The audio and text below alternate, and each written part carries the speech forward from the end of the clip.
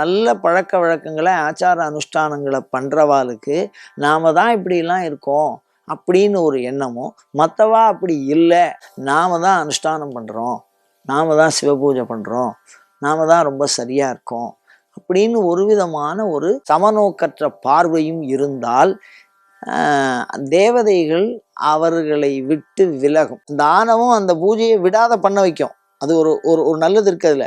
ஆனாலும் ஆணவம் தான். அந்த மாதிரி இருமாந்து இருக்கக்கூடிய தன்மையினாலே சில தவறுகள் நிகழும். இந்த நிலை மாணிக்க வாசகர் சொல்றார். பாவம் தெரிந்தவரேன்னு சொன்னார்.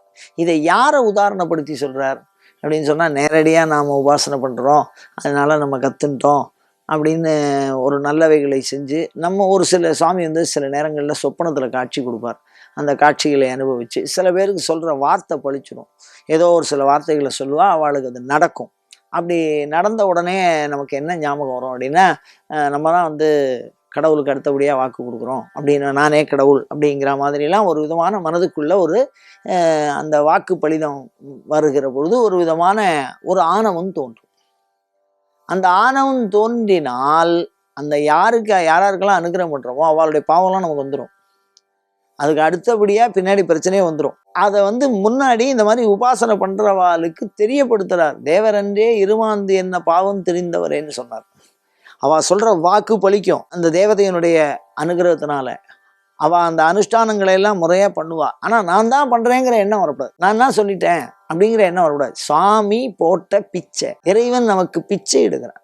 இறைவனை முழுமுதற் பொருளாக அடைந்து அனுபவிக்க வேண்டும்.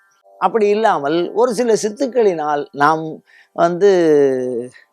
ஒரு சில ஆணவத்தை நம்ம மனசுல வந்துருத்து அப்படின்னு சொன்னா, அது உடனே பாவமாகி உயர்ந்த நிலையிலிருந்து நம்மை தாழ்ந்த நிலைக்கு கொண்டு சென்று விடும். அப்படி தாழ்ந்த நிலைக்கு கொண்டு செல்லாமல் நாம் பார்த்து கொள்ள வேண்டும் என்று உபாசனை செய்கிறவர்களை, ஆத்மார்த்த பூஜை பண்றவாள அந்த ஆணவத்தை விலக்கி கொள்ளும்படியாக மறைமுகமாக நமக்கு அறிவுறுத்துகிறார் மாணிக்க வாசகர்.